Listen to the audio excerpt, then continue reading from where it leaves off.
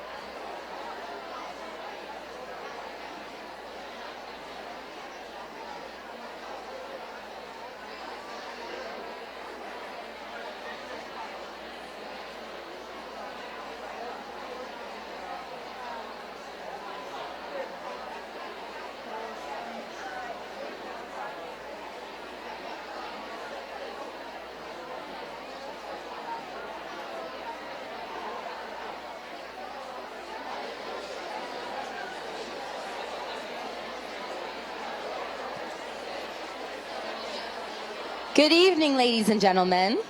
I'm so pleased to have you here with us tonight.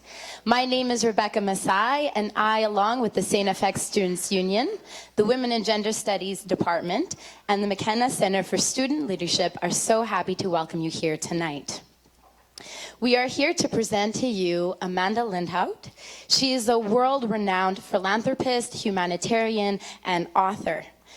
Amanda was also a 2010 graduate of the Coady Diploma in Development Leadership, and we are so happy to have her back here with us, especially this week on International Women's Week.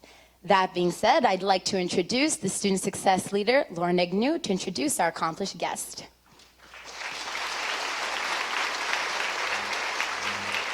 Thank you, Rebecca. So welcome, everybody, and thank you again for being here. Our honored guest tonight, Amanda, is a New York Times best-selling author, speaker, and journalist.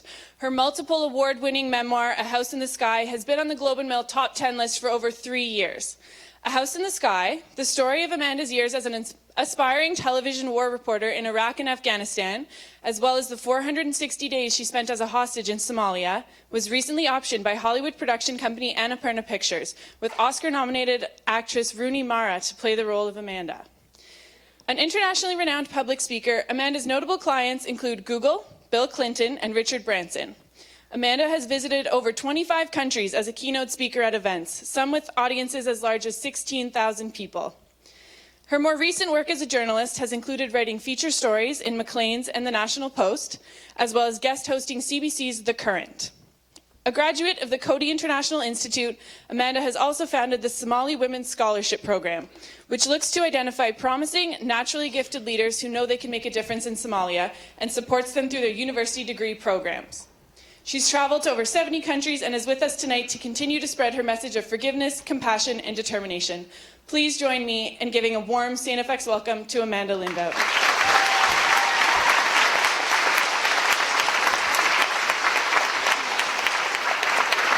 Hello.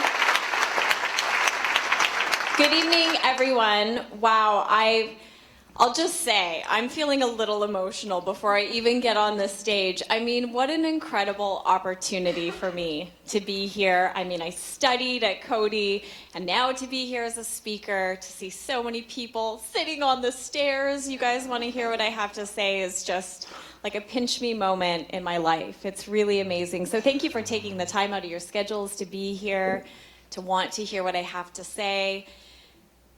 I'm here in celebration of International Women's Week, and I'm going to be honest.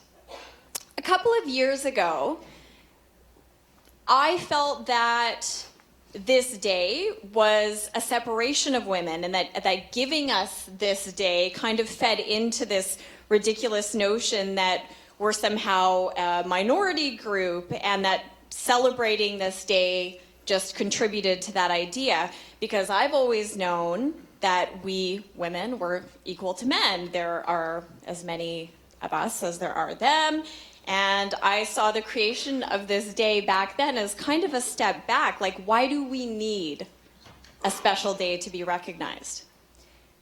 But I don't feel like that anymore.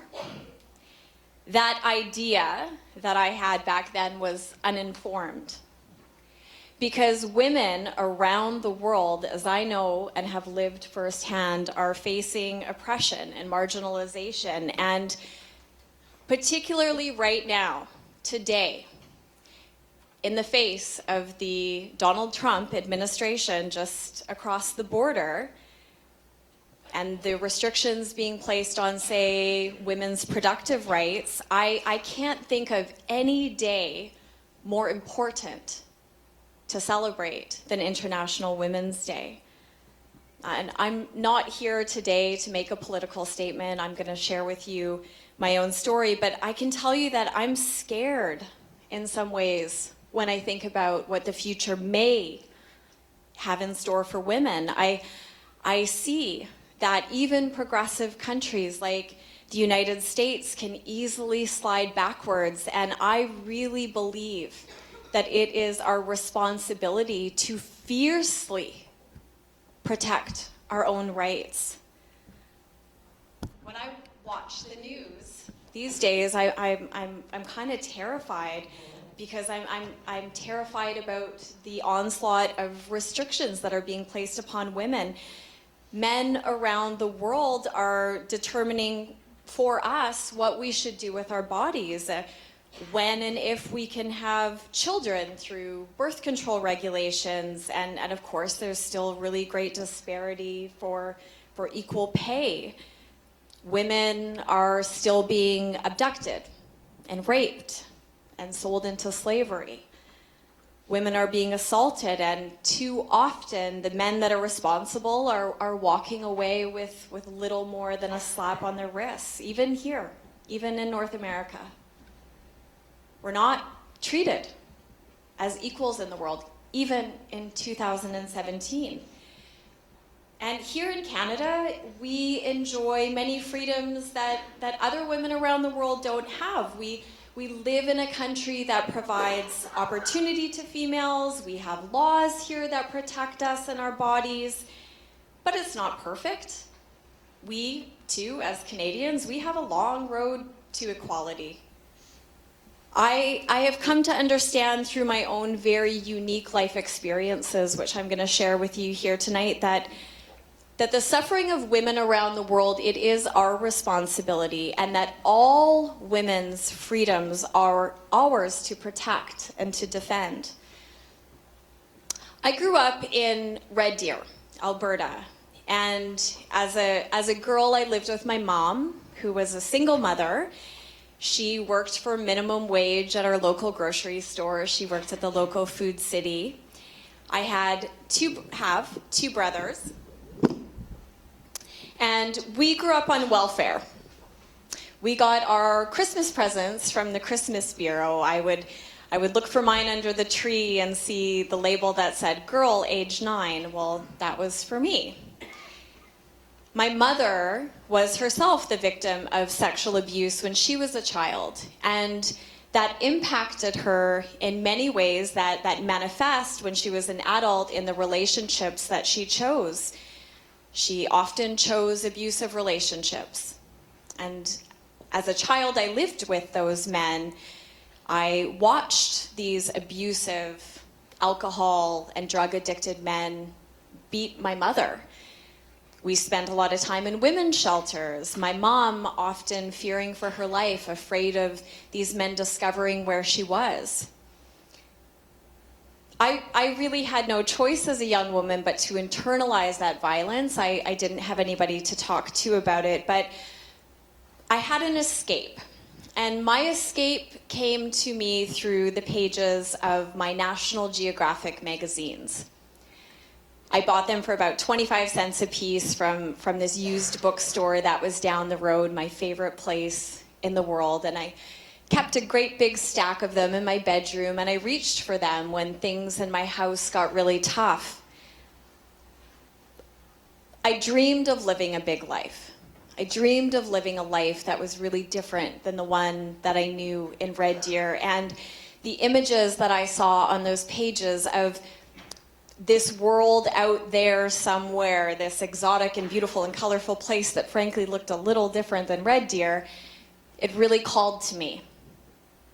When I graduated from high school, the first one of my family to do so, I left Red Deer and I moved to the big city, which for me was Calgary.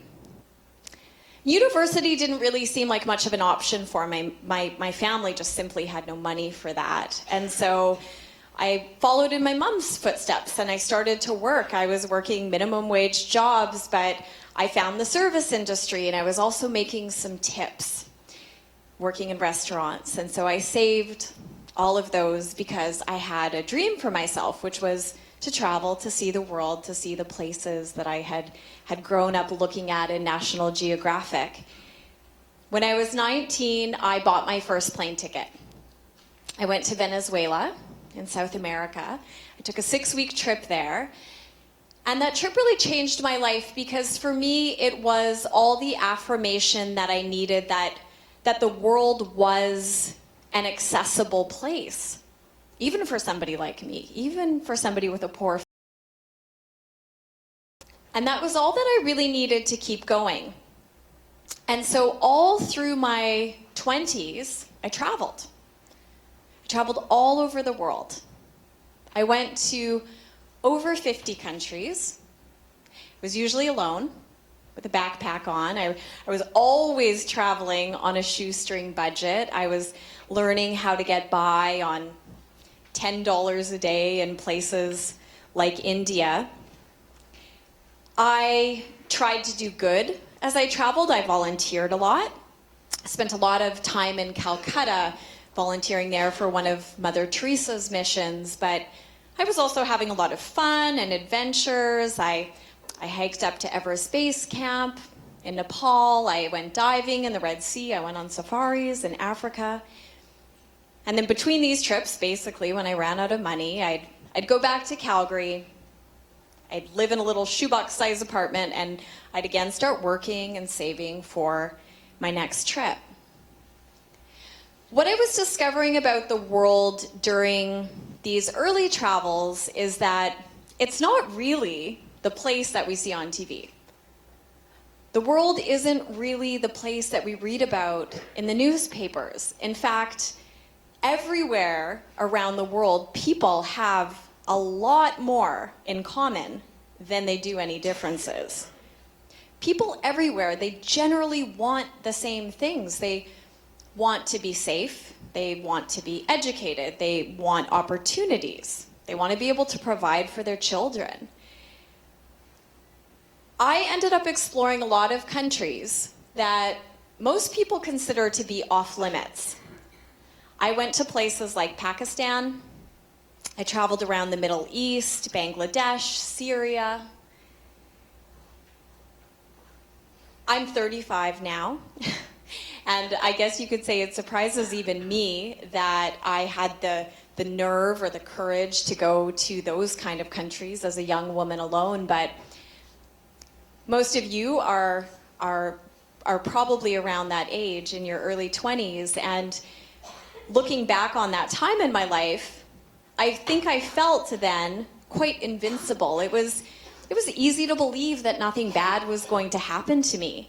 As I traveled, nothing really bad had ever happened to me, and so I kept going. I was crossing a lot of borders. I was definitely starting to push my limits. And as I went, I also learned about the struggles that women face in countries that are much less progressive than Canada. As a young woman, I was always asking myself how I could make some sort of a difference in the world. And as somebody who was interested in writing and always interested in people's stories, I thought maybe journalism could be the answer to that question. And so when I finished a trip, I went back to Calgary. I bought myself a fancy, expensive camera. I took a few months of photography classes, and I thought I was prepared to embark on this career as a freelance journalist. I bought myself a plane ticket to Afghanistan, where I was bound and determined to now make it as a journalist. I was young. I was 24 years old. I was really ambitious, but I didn't have any experience. I had very little training, so you can imagine this was hard going for me. But with the small successes that I was having, I also felt like for the first time in my life, the work that I was doing mattered. And I really liked that feeling. I stayed in Afghanistan for about half a year until I was offered a job in broadcast journalism. This job was based in Baghdad, Iraq. The next probable destination if you want to be a war correspondent. And so I took that job. I relocated. It was a very intense period for me. It was a crash course in journalism. I lived in what is referred to as the red zone. I lived in a hotel that was in the middle of Baghdad. I was not in the so-called green zone, a secured area. I saw things during that period that honestly, sometimes now I wish I could forget. I saw decapitated bodies. I saw the sites of bomb blasts. I saw and experienced neighborhoods that were under siege. My career was starting to get off the ground. Opportunities were presenting themselves to me, and I was looking for them. There was another story that I couldn't really get off of my mind, and that was a story coming out of East Africa, out of the country of Somalia.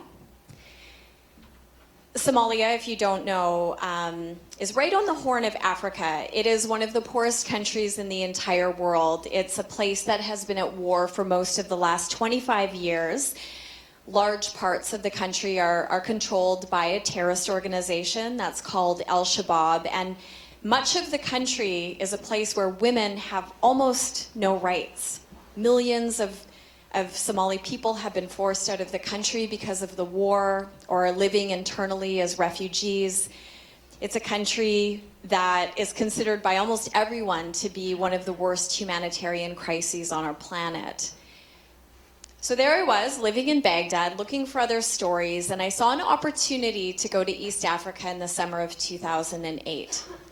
I pitched the idea to some producers that I was working with. I was working for French television, French TV out of France, and they were keen to take the story. However, I would be going as a freelancer, meaning I wouldn't have any sort of protection of their company. But at that point, I felt, again, quite invincible. I'd been living in war zones for a while, and I was willing to assume those risks. So I traveled to Kenya, which is the country that neighbors Somalia. I made all the preparations there for what I thought was going to be this 1-week work trip into Somalia. I was joined in Kenya by a friend of mine, an Australian photographer named Nigel. We were going to go and get some stories together. When our plane touched down in the capital city of Somalia, the capital city is Mogadishu, and we disembarked, I understood very, very quickly that what many of my journalist colleagues in Baghdad had tried to tell me about Somalia was in fact very true. This was a war zone quite different than the other ones that I had spent time in. The decades of war had left the country really in a state of anarchy. As we drove from the airport to the hotel that we were staying at, the roads were almost completely empty. The buildings were riddled with bullet holes, and the sites of bomb blasts were everywhere. And in the parts of the city that we did see people, we saw things like this. Pickup trucks full of mostly teenage boys holding AK-47s. These were things that I hadn't seen before. But we were there. And we were there to work, and so that's what we set out to do. On our third day in the country, we traveled to an internally displaced people's camp. I was with Nigel. We also had with us 3 Somali colleagues and a couple of armed security guards that we had been advised to take with us. We were driving along a highway road, and as we were driving towards this camp, we could see that there was a car pulled over off to the side up ahead. It grabbed all of our attention because in a country that is as poor as Somalia is, there aren't a lot of vehicles on the road. And so as we were looking at this vehicle, what unfolded next was just like something out of a movie. About a dozen armed men emerged from where they'd been hiding behind that parked car. Their faces were all completely wrapped in checkered scarves with only their eyes showing. But even so, we could tell that they were really young. They approached our vehicle, opened up our doors, pulled all of us out, and then the next thing I knew, I was lying face down on the dirt with a gun held to the back of my head. A couple of minutes later, they put us back into our vehicle. One of our abductors was now at the wheel. We left our security detail behind and we drove off, Nigel and I, our 3 Somali colleagues, with this group of armed men. Nobody saying a word, nobody explaining to us what was happening. But as we drove, there was a gun held to the back of my head during the entire trip, and I was in a state of shock. So I turned around at one point and I saw the person who was holding the gun to my head. His face was now uncovered. And I found myself staring into the face of a boy whose name I would later learn was Ishmael, who had just celebrated his 14th birthday. So these teenage boys, they took us to an abandoned house that was in the middle of the desert. They separated Nigel and I from our Somali colleagues, who we would see very little of again. And they put Nigel and I into a small, dark room with no electricity. The floor of this room was littered with bits of electrical wire. It looked like maybe they had been making bombs in that room. Eventually, one of their leaders turned up. He was a young guy too. I'd say he was in his mid-20s maybe, but he was a Somali man who was educated. He spoke English. He knew something about the rest of the world. He definitely knew the value of these foreign hostages that he now had in his hands, and he demanded from Nigel and I to give him our family's contact information.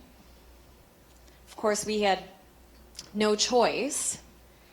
And hours later, this man, who we knew as Adam, contacted our families. He called my dad.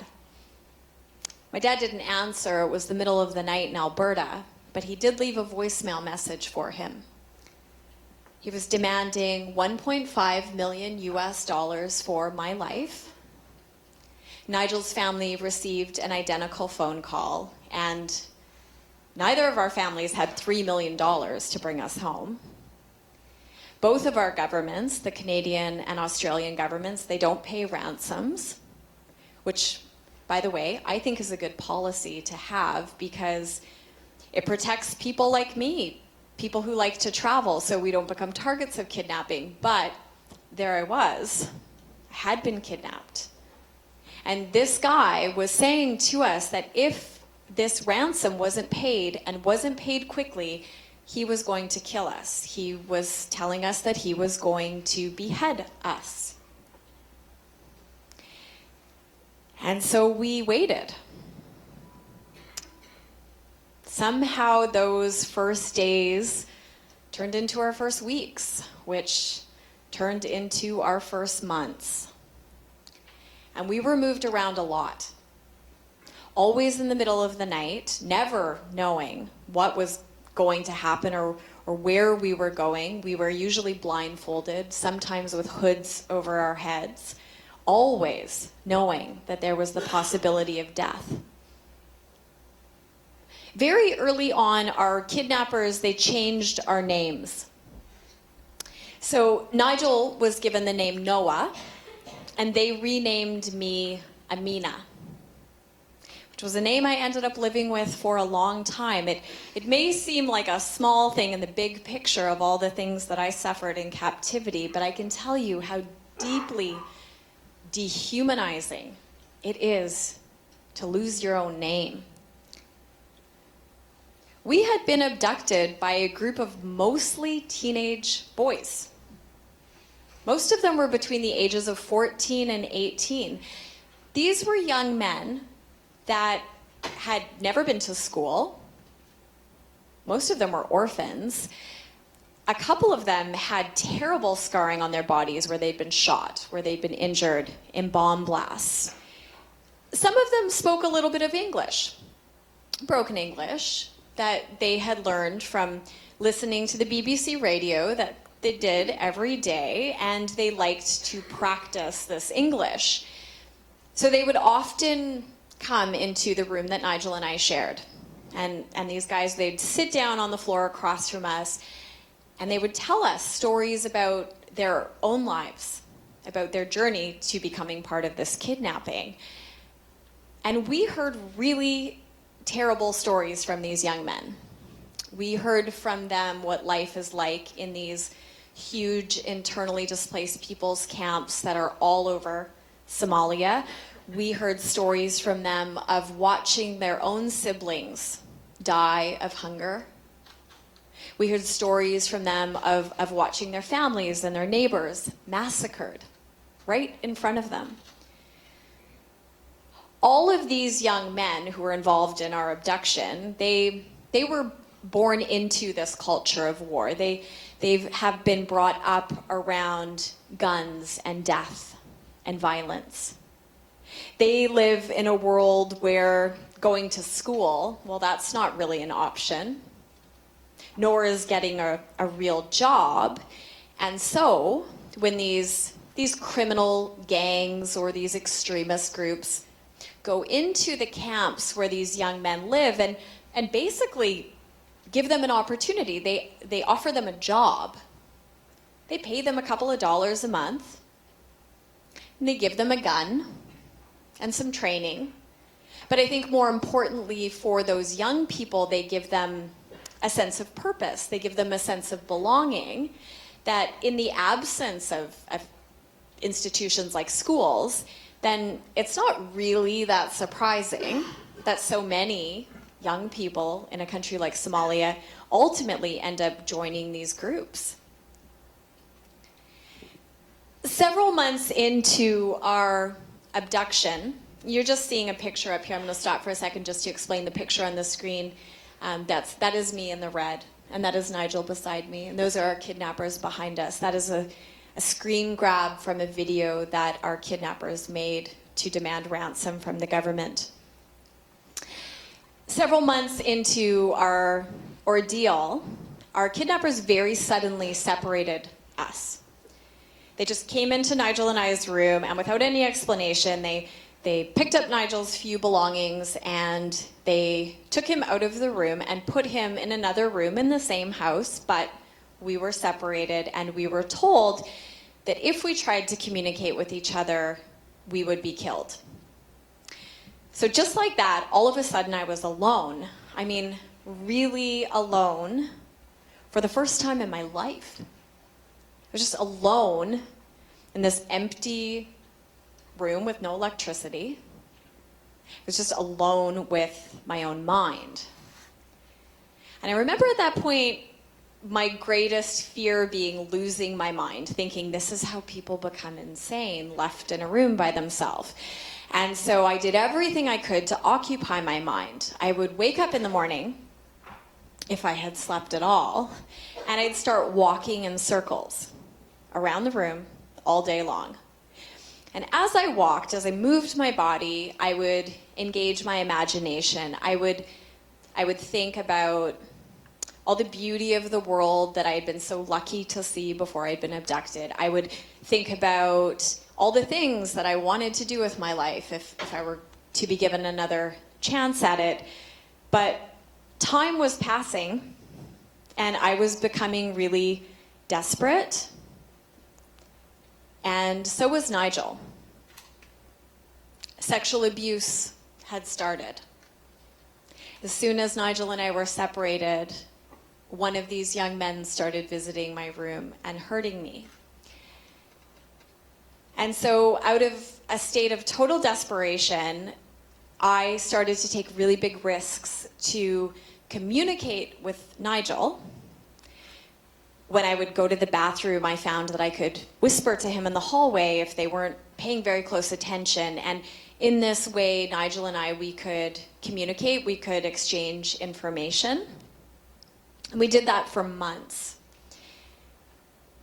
At about 5.5 months into this whole ordeal, Nigel and I were doing our secret communications, and during one of these conversations, Nigel suggested to me that we might try to escape. At first, it seemed like quite an impossible idea because, yes, we were in these two separate rooms, but there was really nowhere to go. We were held captive by a dozen teenage boys who were armed at all times. But Nigel thought maybe we would have a chance to escape out a bathroom window. It was a bathroom that only he and I used, and our kidnappers almost never used. There was a window in there, but it was sealed with bricks that had been cemented across the front of it. But Nigel had investigated that too. And he had found that those bricks, as well as the cement that held them in place, was crumbling.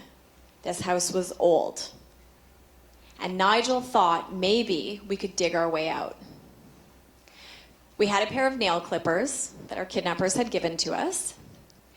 And so over the course of about a week, Nigel and I, we took turns sneaking into this bathroom, crawling up onto this high window ledge, and then with those nail clippers, we would chip away at this crumbling cement and bricks, making a terrible mess as we did so, praying at the end of every day that our kidnappers would not that day choose to peek into the bathroom, because they would have seen, had they, what we were up to. But they didn't. And eventually we were able to remove a couple of those bricks. We made a small hole. It was probably not much bigger than the size of a basketball. We had both lost so much weight in captivity that we figured it was big enough for us to squeeze out of. We met in the bathroom one afternoon with a plan. Nigel hoisted me up, and I was the first one to squeeze through that little hole, landing 10 feet below on the sand beneath, and Nigel followed, and we pretty much hit the ground running. Our plan was to go to a nearby mosque where we hoped that we'd find some help. We knew there was a mosque nearby. We could hear the call to prayer very clearly and very close by. And sure enough, it didn't take us long to find the mosque. So we ran to the mosque, and just as we were about to enter, I looked over my shoulder and I saw two of my teenage kidnappers running towards us with their guns in their hands. We made noise when we jumped out the window, so it didn't take long for our kidnappers to realize we were missing and then to track us to the mosque. We ran in the mosque anyway. The mosque was full of Somali village men. I'd say there were about 200 Somali men. They were sitting on the floor. They had just finished their middle of the day prayer. We had timed it like that. We wanted there to be people in the mosque, hoping one of these people would be willing to help us. But there really was not much anybody could do, because seconds later those two kidnappers raced in behind us, and one of them opened fire with his weapon, shooting up towards the ceiling, not hurting anybody, but immediately creating a scene of complete chaos. Within seconds, everyone was on their feet. More of our kidnappers were arriving by the moment with their weapons. Nigel and I didn't know what to do. We were huddled together at the front of the mosque, just trying to evade the hands of our kidnappers, who were forming a semicircle around us. We knew it was only a matter of time. We could see through the open back door of the mosque that one of them had brought a truck to take us away to whatever our fate was going to be next. In the middle of all of that, through that open back door, a Somali woman entered the mosque.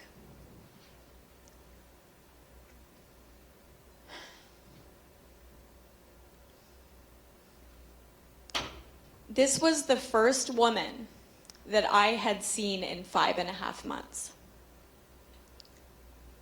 She was dressed in full Islamic hijab. So she was wearing a long black dress covering. She was wearing what's called a niqab, a full face covering. I could just see her eyes.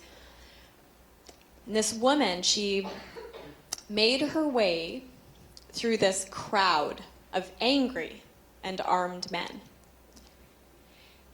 And this woman, she came directly to me. And she pulled me into her arms. And in English, she called me her sister. And then she turned to our kidnappers and she began to plead with them. She was begging them to let us go. But these guys, they had no patience for her interference, and so one of them grabbed me around my ankles. And then before I knew it, I was being dragged by my ankles across the floor of the mosque towards the back door, towards that truck that was waiting to take us away. But this woman, she didn't give up. This woman threw her body on top of mine, and she hung on to me as tightly as she could, holding on to my arms. She was dragged across the floor with me until she just physically, she couldn't hang on any longer. And then we were separated from each other. Right before my kidnapper pulled me out the door, I looked back and I saw her.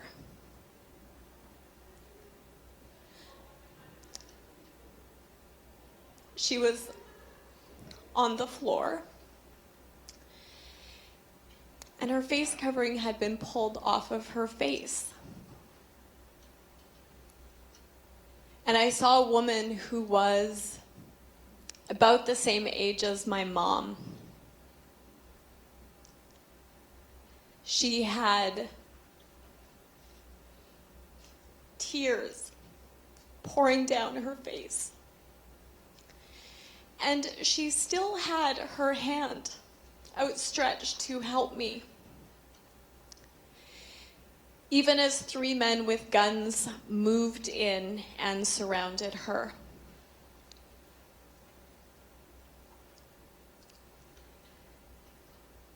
I was pulled out the door and I was put into the truck. And Nigel was brought out in the same way very quickly after me. And right before we left with our kidnappers,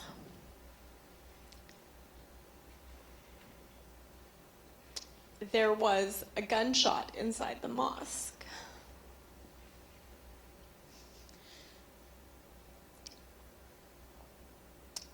Even all these years later, I don't know what happened to her. But for the 10 months that I still had left in captivity after that day, I thought about that woman every day. I thought about her courage. I thought about her compassion. I thought about that incredible instinct that she had to help another person that she saw suffering. And it gave me courage when I needed it the most. Because everything that followed that failed escape attempt was punishment. It was the aftermath of that. We were taken, Nigel and I, that day to a new house. And once we were there, we were separated. I mean, we were really separated now. There were not going to be any more of these secret conversations taking place, and I was brought to the room that would be mine. It was pitch black, absolutely dark. I would not have been able to see my own hand stretched out in front of my face like that.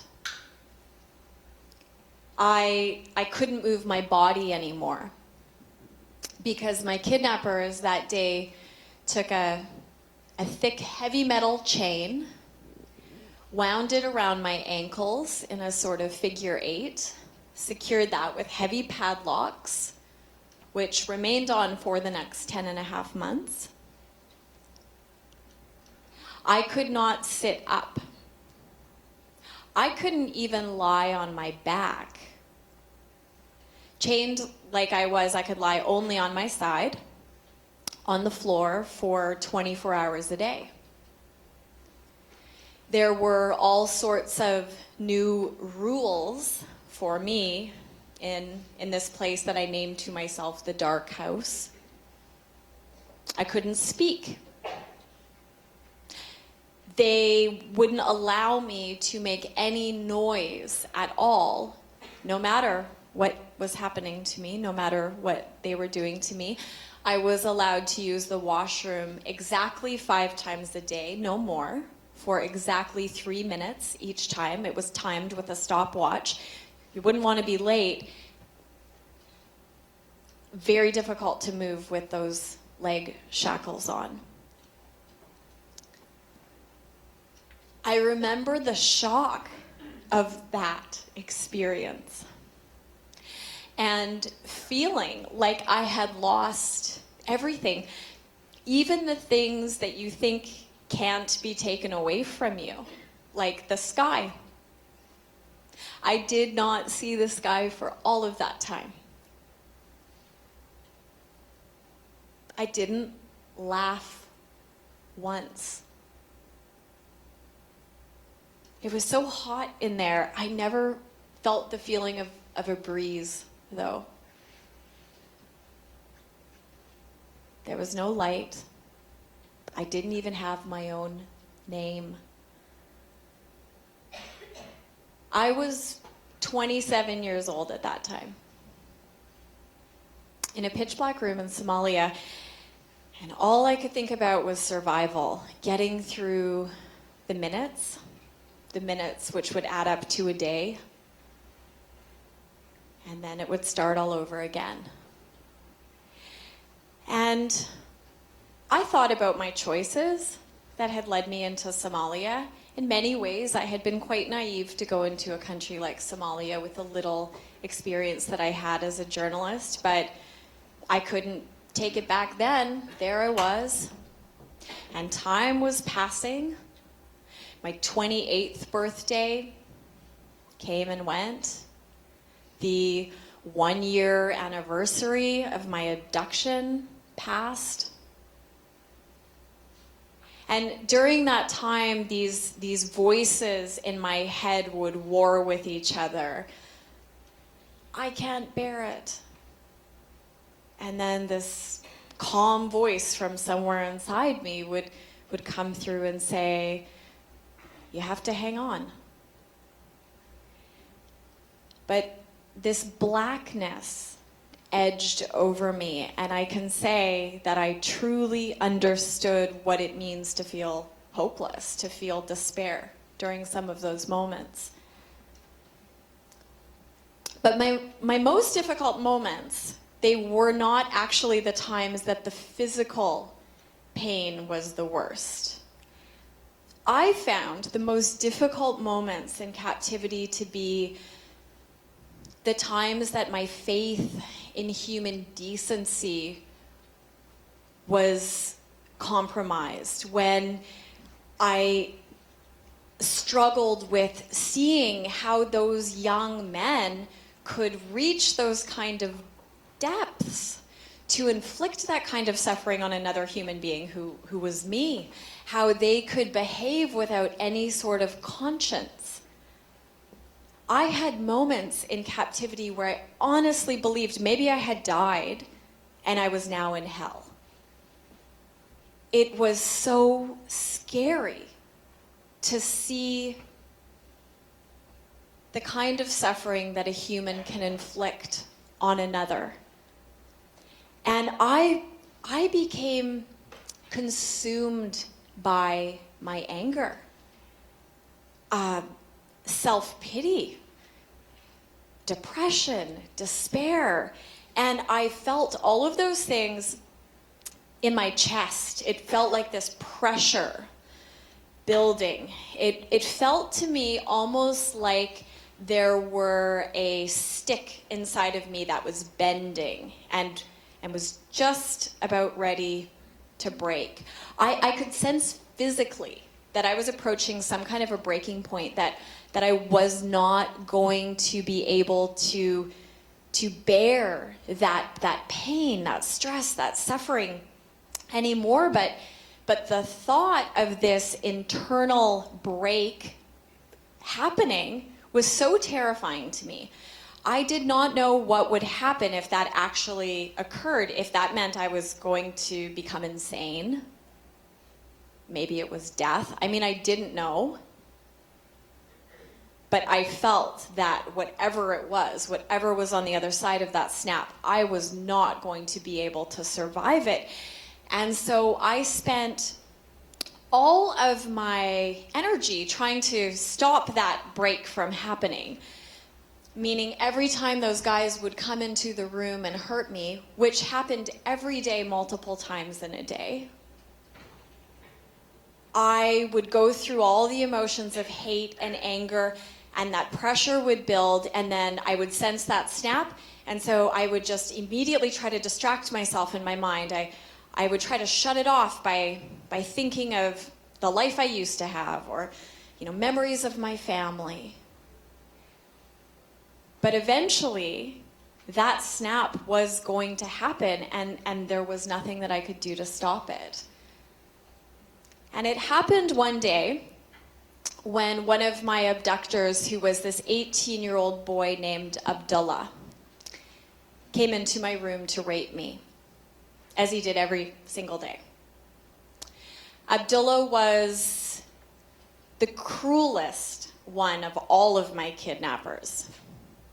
He was a young man whose ambition in his life was to strap a bomb onto his body and go into a Western country and kill people. That's what Abdullah wanted to do with his life. But in the meantime, he was part of this kidnapping, and he saw me as his property. And so this day he was hurting me, and I was protecting myself. I had my hands kind of like up against his chest, and with every breath in my body, I hated Abdullah. I wanted Abdullah to die. And that day I found myself at my breaking point. That moment of snap was upon me. And when it happened, I felt it. I felt it as a real physical thing. It was like something opening up inside of my chest. And in that moment, it was like time stopped. It felt like the whole world just stood still for this second, as the most unexpected feeling flooded through my body. And that was a feeling of calm. I would even say peace. It was like in that moment, I became detached from the excruciating physical pain that my body was in. And suddenly, like I was an observer in that room to those two people on the floor, one of whom was. And in that out-of-body-like state that I was in, I now know a psychologist would call this a dissociated state. But in that dissociated state that I was in, for the first time, I began to understand who the boy on top of me was. Because during those dissociated moments, what I thought about, what came into my mind without any control over choosing my thoughts, it just came, were Abdullah's life stories, the ones that he had shared with me in his broken English months before everything got so bad. And during those moments, I pictured him as a boy, finding a piece of his aunt's leg that had been blown off during the explosion that killed her. I could picture him, hungry and orphaned, hiding behind a truck while he watched all of his neighbors massacred right in front of him. And for that split second, I knew with absolute clarity that this human who was creating so much suffering for me was also suffering himself. And it was his own pain, misery, depression, anger at his life experiences that then allowed him to abuse me. It justified it in his own mind. And I'm certainly not calling him innocent by any stretch, but I do believe that his own layers of pain covered his conscience, and he was driven by the need to create suffering for another. It was like I finally understood that saying that we have here, you may have heard it, hurt people hurt people. My weakest moment in captivity, which was the one that I'd been so afraid of, which was that moment of internal breaking, snap, it had actually given me the opportunity to experience my greatest power and salvation in captivity, which was the ability to touch on compassion, even for the people who were hurting me. That I could still hang on to my own morals, my own values, the kind of person that I wanted to be. That was something that they could never take away from me. And that day, when I pictured Abdullah as a person, as a human with a story of his own, and a terrible story at that, what naturally came up inside of me was this tiny seed of compassion, and it surprised me, and it was very confusing to me. But it felt like relief. It felt so much better than all the hate and anger that I'd been quite happily nurturing inside of myself up until that point. And I'm sure every one of us in this room can relate to the experience of holding on to anger to something. You know, a justified, reasonable anger.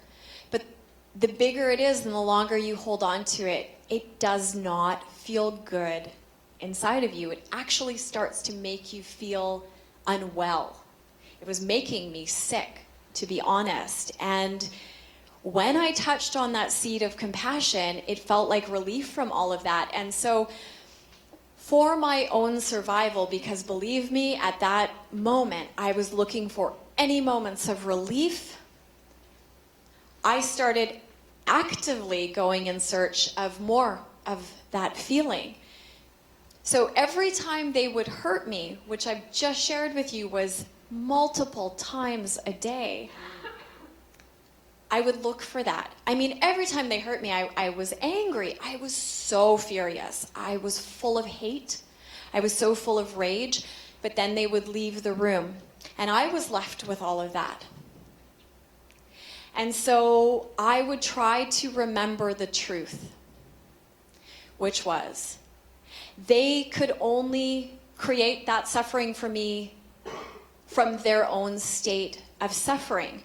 Because a perfectly happy, healthy person does not have the ability, the capacity, the desire to create suffering for another human. And so the degree to which they were hurting me was a direct reflection of the degree to which they themselves were suffering. And if I could remember that, then that little bit of compassion could come up, even if only for a moment, and then I could experience the relief. But that determination to go in search of that feeling, it wasn't easy. Never. Not a single time. Because every time they hurt me, I went through those anger emotions, and I would even argue with myself. I would wonder, like, what is the point, Amanda, of doing all of this work to touch on this little seed of compassion, and in an hour from now another one's going to come in here? What's the point? But I can tell you that on some deep level, I knew that this challenge to myself to try to find compassion could save my life. In Somalia, I was stripped bare of many of the parts of my identity that I'd always believed was me. So the jobs I had, the relationships I was in, all the stuff I owned. I mean, that's who I thought I was in the world. And then there I was in Somalia with none of that. But what I discovered there was the human spirit, so alive inside of me, so alive inside of all of us, that has this incredible determination to survive. And the more I got in touch with that, the more determined I became to get through it, no matter how long it was going to be. I mean, that's one of the worst things about a kidnapping. You don't know how long it's going to be. So I did things like I created mantras for myself. And when things were really hard and my mind was going into dark places, I would just repeat to myself over and over and over again, I choose freedom. I choose peace. I choose forgiveness. I did other things. I developed a gratitude practice for myself that I did at the end of every single day. I didn't do it initially, but at a certain point when things got tough and man, I was just trying to survive, I tried that too. And guess what? It worked. It helped me.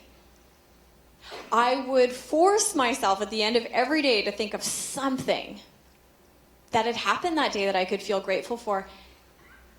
And there was always something. I could feel grateful if one of my kidnappers came into the room and greeted me, because then I could see their humanity. I was grateful for that. I could be grateful sometimes for other things too. I could often hear the birds singing outside. Outside of those four walls that I was kept in, I could hear the birds outside. And every time I heard those birds, I was reminded of the beauty of the world that still existed, just outside.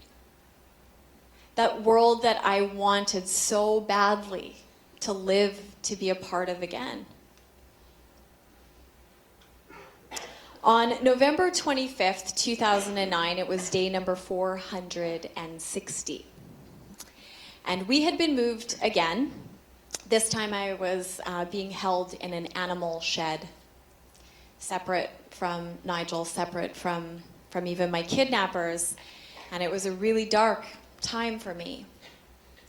And on this day, two of my kidnappers came in. They had a little saw, and they started to saw off the rusted chains that had been on my ankles for 10.5 months. And I was really terrified. I didn't know what was happening. I was so afraid that this threat that they had been making to sell us to another group was coming true. They put me in a vehicle. They brought Nigel out. At this point, we wouldn't have even tried to talk to each other. So scared were we of the consequences. And we drove with our kidnappers out into the desert, just driving for hours with these guys. Nobody saying anything to us. And eventually, the car stopped, and they put us in another vehicle with other men we had never seen before. And with those men, we drove off, and eventually that car stopped too. And we became surrounded by about 40 Somali men with guns, and I thought my worst fears were coming true when the door was opened and we were drug out. One of these men handed me a cell phone. I was really confused, but I took it and I put it to my ear. And my mother was on the other end. And she said to me, "Amanda, you're free." And the next day, Nigel and I, we were brought out of Somalia on a small plane and taken to Kenya, where we were brought immediately to a hospital where my mother was waiting for me.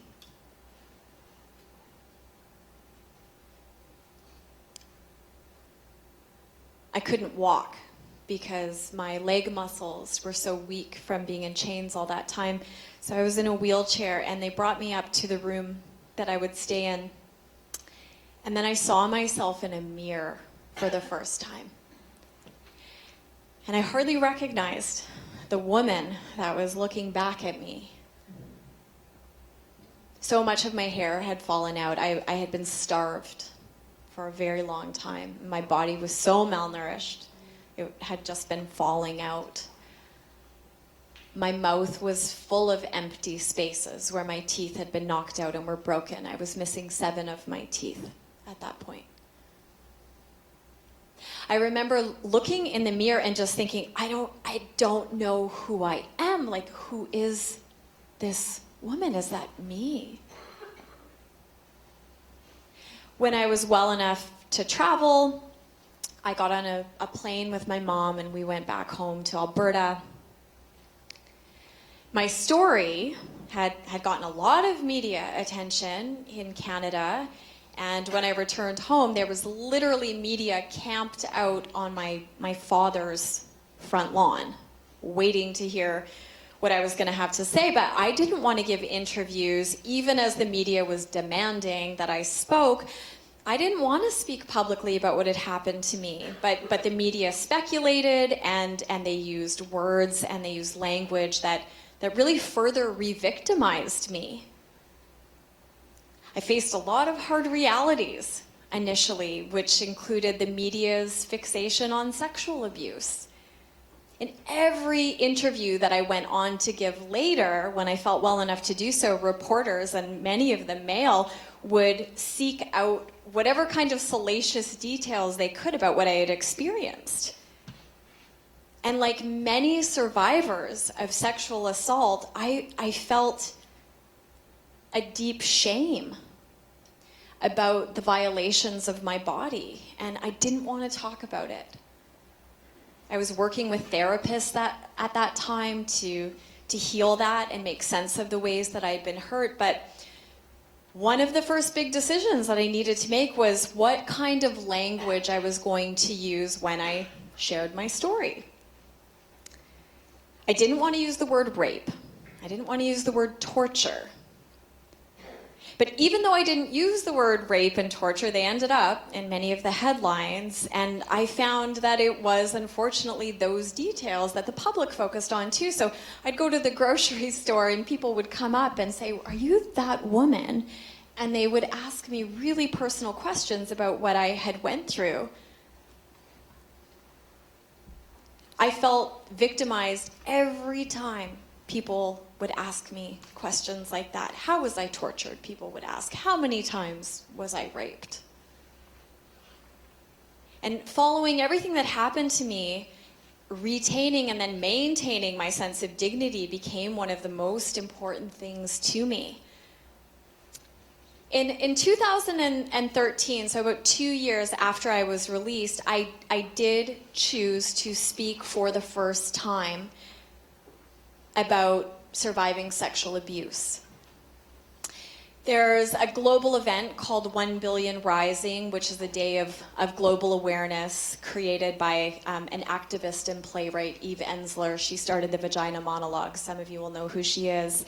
And at that event, I said on a small stage in Calgary that I had endured and survived rape and torture.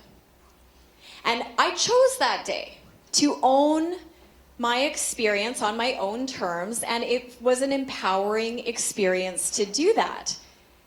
And the words that I put to my experience reflected that.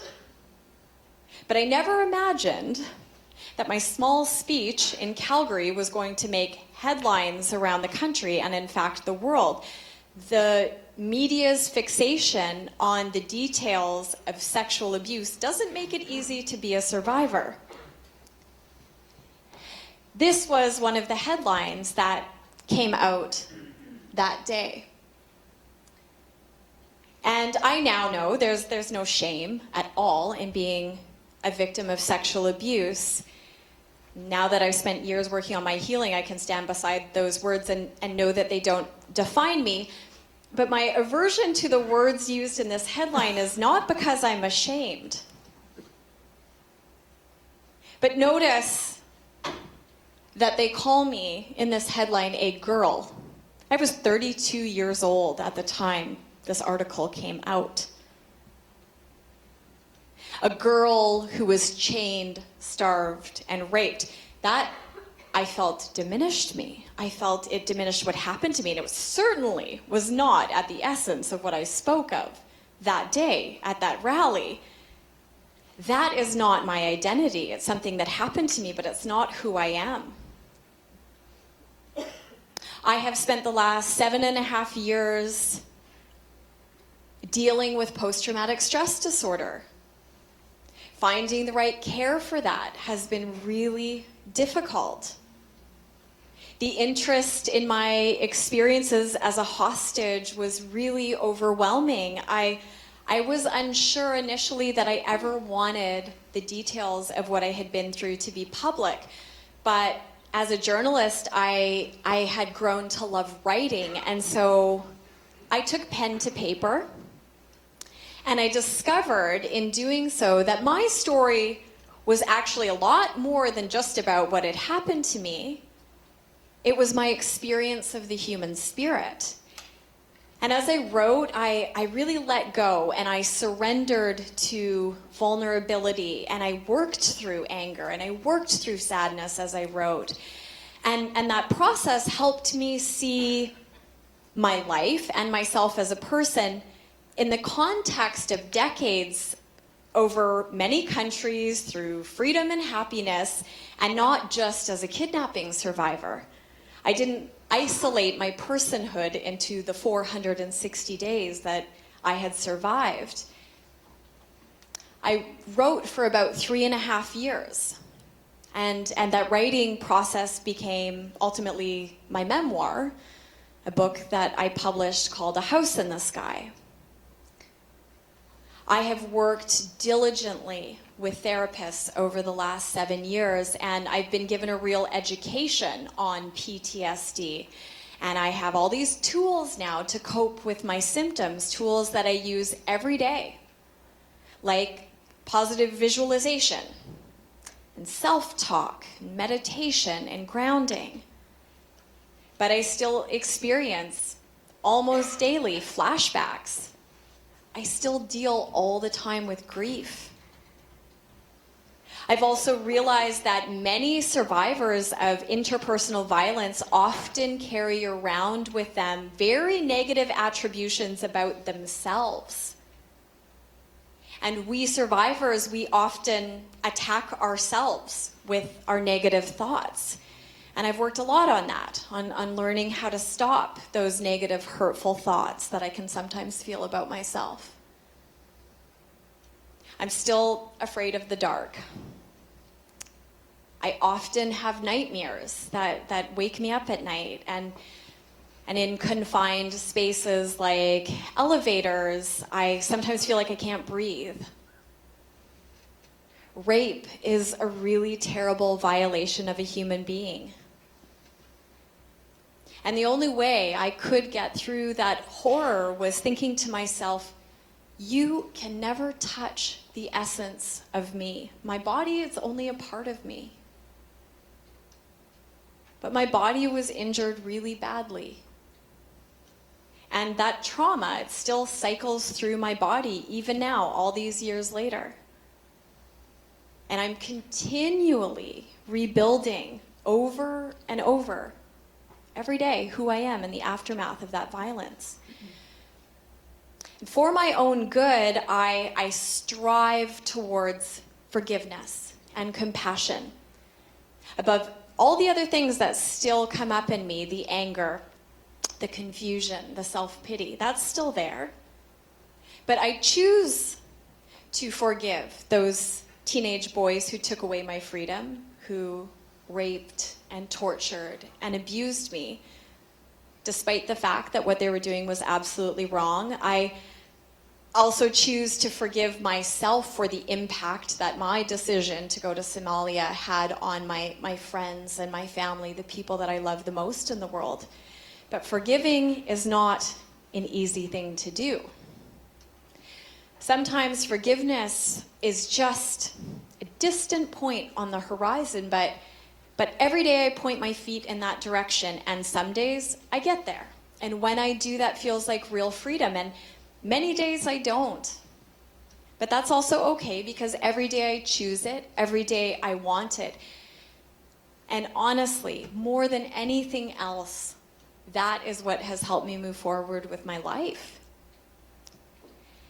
And there are real, tangible ways that my life has even been enriched by all of that trauma that happened to me. I mean, I lost so many things in captivity. I lost the sun, I lost my mother, I lost the sky, but here I am now. And I am able to really experience those things now in a way that I would not be able to had I never lost them.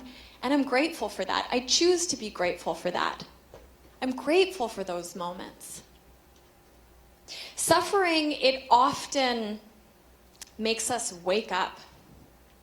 And it makes us want to make some kind of meaning out of our life. For me, it also made me want to be of service in the world somehow. I feel like I've been given a pretty rare gift. I have been given a second chance at my life. And I really want to make my life matter. I have awareness now of many things that I did not before. Whether I like it or not, I have firsthand awareness of the devastating effects of sexual abuse. I have firsthand awareness of hunger. And with that awareness, I feel some sense of responsibility. So I have used the platform that I have to raise money for educational and aid initiatives inside of Somalia through a nonprofit organization that I established. And one of my proudest accomplishments is co-creating a program for women and girls inside of Somalia that are survivors of sexual violence. It's the very first one in that country. Offer counseling and shelter to females there who need it. We've raised about $3 million to date to do that. I feel it's a really important part of my mission to do what I can in support of that country where I suffered and the people who are suffering there. I also feel like it's an important part of my mission to be part of events like tonight. The men who hurt me are far away across the world, but the way that they view women is not that far removed from our world, from our reality here. Donald Trump talks about violating women, and we write it off, or many people do, as locker room talk. And many people, including women, voted him into power. We're at a really important time right now in history where we must use our voices to create change and to support each other. Over the last 7 years, I've learned a lot about healing, and I feel more hopeful now than ever about recovery. And I like sharing that message with other people who've lived through trauma. I think the human spirit is so resilient, and I really believe that the worst hurt can be healed by connection and sharing with other people even when it's hard to revisit those painful memories. As you've seen for me here tonight, that's not an easy thing for me to share. Just going to end with a quote from a man named Dr. Viktor Frankl. I'm sure many of you know who he is. He survived many years in a Nazi concentration camp, and he went on to write a very beautiful book that I recommend you all read if you have not read it yet. You can read it in a night. It's short. It's called Man's Search for Meaning. And it are his reflections on the resiliency of the human spirit based on his unbelievable, difficult experiences. He says, "We must never forget that we may also find meaning in life even when we're confronted with a hopeless situation, when we're facing a fate that we can't change. For what then matters is to transform a personal tragedy into a triumph, to turn predicament into a human achievement. When we are no longer able to change a situation, that's when we're challenged to change ourselves." So that is the end of my speech, and before I get off the stage or we open it up to Q&A, I want to take a minute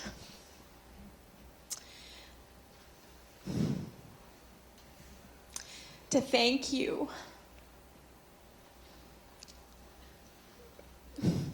I really want to thank all of you for being here tonight. It's not an easy story to share, and people ask me when I finish something like this if it's hard on me, and the truth is it sometimes is, it is today. But every time I share my story, some healing takes place for me. And so you didn't come here tonight for that purpose, but I want to tell you that you were part of my healing today. And I will take that with me tonight as I journey back home, and I will carry that with me through the next weeks and really for the rest of my life. And so really, with my whole heart, I'm so grateful to all of you for showing up tonight, for bearing witness to my story, for being part of my healing. So thank you so much.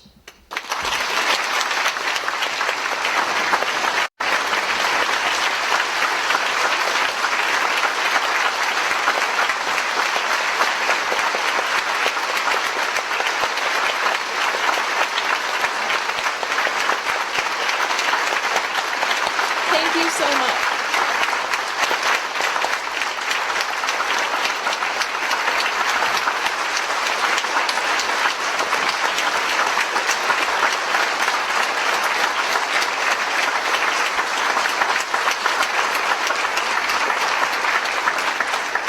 Oh, thank you so much.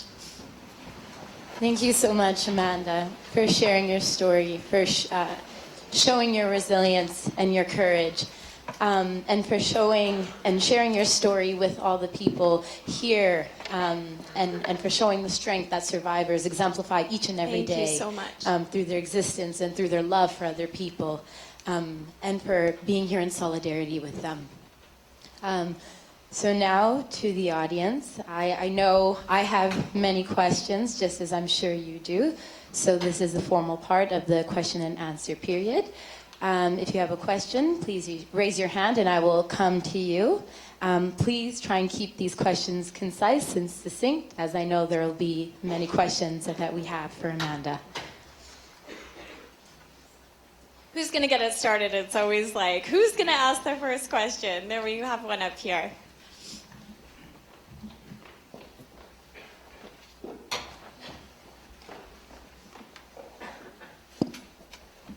Hi, I just wanted to thank you so much for sharing your story. It's Thank very, you. very touching, and it does matter to us, and we are here with you. I thought of many things too, questions I wanted to ask, but one thing that I didn't get to hear there was about Nigel, and I think you both got released at the same time, and have you stayed in touch, and how has your relationship helped each other in the healing process? Thank you so much. Yes, thank you for pointing that out. I guess I kind of skipped over that in the conclusion. We were released at the same time. So that night that I was driven out into the desert, we were together. We were released together. Our release followed a ransom payment that was made by our families. And so after I was released, I discovered all the ways in which my freedom had come to be. And that's also a hard reality for me to live with. The fact that all this money was paid to a criminal organization, and yet my family was so desperate to bring me home that they did that. And I'm grateful to the many, many people who supported my family's efforts to bring me home. Nigel and I's families worked together on that. It was very expensive. In the end, it was much less than they were asking, but it was $600,000. And then on top of that was the cost of engaging a private security company which negotiated the release. So as our government doesn't do it, they had to engage a private company who did that, whose fee ended up being the same as the ransom. So in total, our family spent $1.2 million to bring us home. Nigel and I, it surprises people, we don't talk much anymore. We've gone on to live really different lives over the last 7.5 years. I believe he's doing very well. He recently had his first child with his partner, and he's living in Tasmania now. He also wrote a book about his experiences, and we will see each other again this fall for the first time since we said goodbye at the hospital in Nairobi after we were released. We will see each other because something else that I failed to put in there is that one of my kidnappers was arrested 2 years ago. One of the leaders, the main negotiations guy, who I knew as Adam, it's a long story, but traveled to Canada, and he was arrested in Ottawa. And so he's in jail there now, and there will be a trial in October for the month of October. I will be testifying, Nigel will be testifying, my mother as well, and so I will have the opportunity to see Nigel, and I really look forward to that. Though Nigel's not a big part of my life anymore, we will share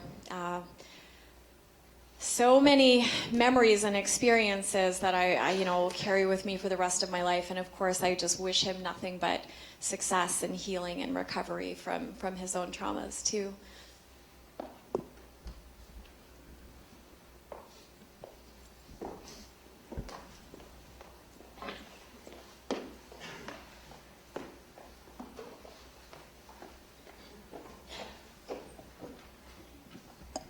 Hi. First of all, thank you for coming. Personally, I think it's amazing that you have the ability to forgive people, to do that to you, and then again, to be able to be comfortable enough to talk about it to people that you forgive them. I think that's amazing. And if this question is uncomfortable, then please don't feel the need to answer it. But if you had the opportunity to have a conversation with your kidnappers, what would you talk to them about, or what would you ask them, or what would you say to them? Thank you. That's a good question. People actually, I get that question a lot, and the answer is different every day, depending on how I'm feeling. The truth is I will actually have the opportunity to say something to one of my kidnappers in October and through a victim impact statement, so I have been thinking about it a lot. My greatest desire for those boys, especially those dozen boys who were in that house with me, or those houses for those 460 days, is not actually that they spend the rest of their lives in jail. If I could wish anything, it would be that they go on to be productive members of their society. I mean, that would be the best case scenario. There's nothing that I feel like I need to ask them. I feel like I have a pretty good understanding, maybe even more than they do, depending on their degree of self-awareness about why they did the things that they did. And I don't feel like it's important either to tell them about the ways that impacted me.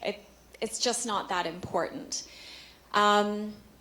During my victim impact statement, though, I want this man, Adam, what I really want him to know and to see is that everything that happened to me in Somalia, all their attempts to hurt me and to break me were not successful. I look forward to him seeing me now as a 35-year-old woman who was not broken at all by the experiences that he allowed to happen. And that is something that will give me a sense of empowerment, just for him to see that. That's really all that I want, is for them to understand that that experience didn't break me.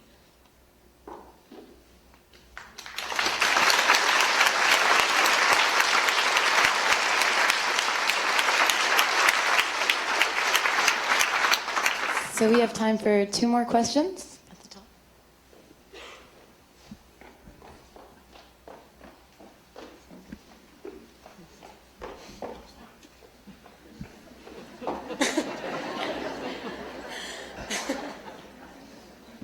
Hi. Hi. First of all, I just want to say you're such an inspiring woman. I think that you are an amazing role model for all women and young women alike in society today. I'm just very inspired by you. And I would like to know, what advice would you give to a young woman in our society today? Oh, what advice would I give? Well, first of all, thank you so much. What a really lovely thing to say. I really appreciate that so much. Well, one thing that I would say to young women is get out in the world and travel. Get out in the world and experience this world that we live in. It is the best thing you can do for yourself, and you don't have to run to a country like Somalia to do that. But there are so many beautiful, safe places to go. You will understand so much about yourself and the interconnectedness of all of us when you do that. It is really the biggest gift you can give yourself to explore the world. You will understand so much about human connection when you go and do that. So I encourage young women to do that. I also think women, young women especially, like, we're so hard on ourselves. We live in a difficult society where there's so much value and emphasis placed on things that don't really matter, like, what we look like and what our bodies look like, and like all of that stuff. It really doesn't matter. And again, it goes hand in hand with my advice about traveling around the world. You will learn as you travel that there are so many different versions of what is considered beautiful, and what really is beauty is something that comes so much from inside. And to really step away from our particularly North American culture and obsession with this external self, that we as women are so much more, and men too, but like as women, we are so much more than that. We have so much to give, and it really isn't about the external self.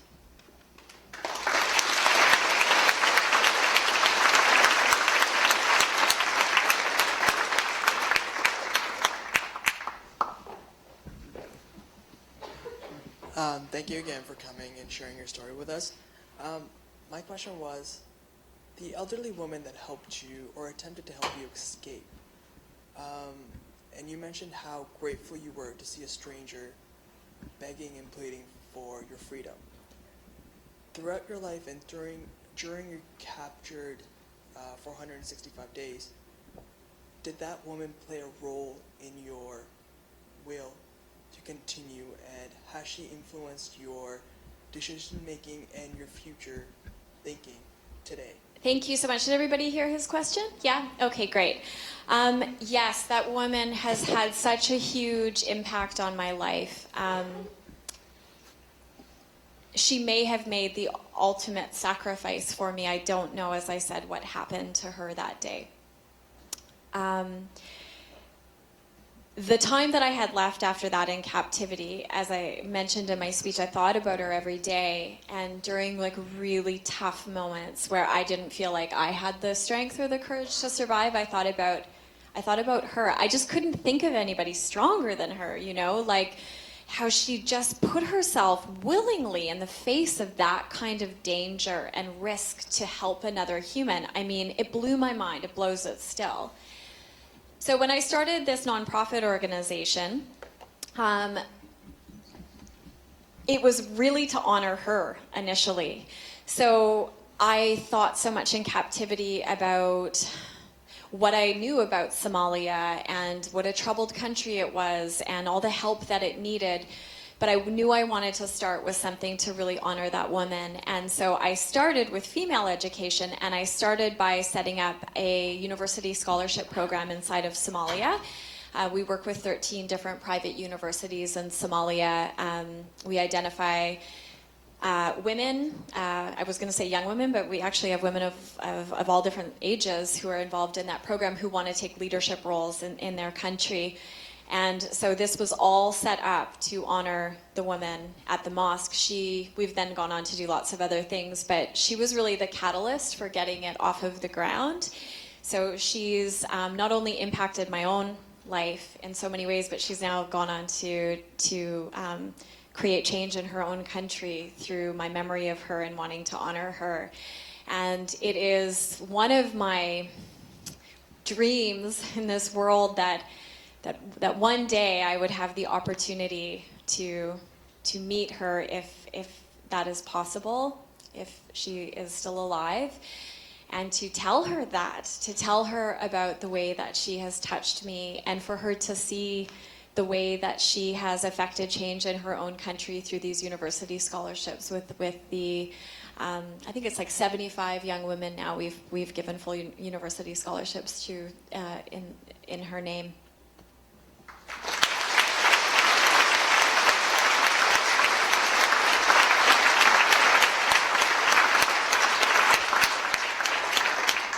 With that, I'd like to invite Joelle French up to the stage to present our thank you.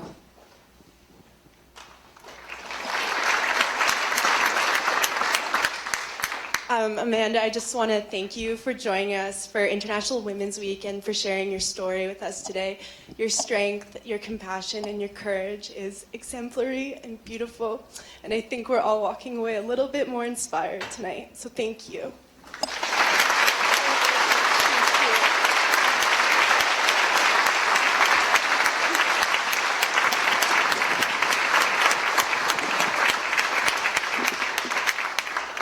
Amanda, I'd like to thank you again so much for coming out and for sharing your story and for exemplifying that courage and that strength.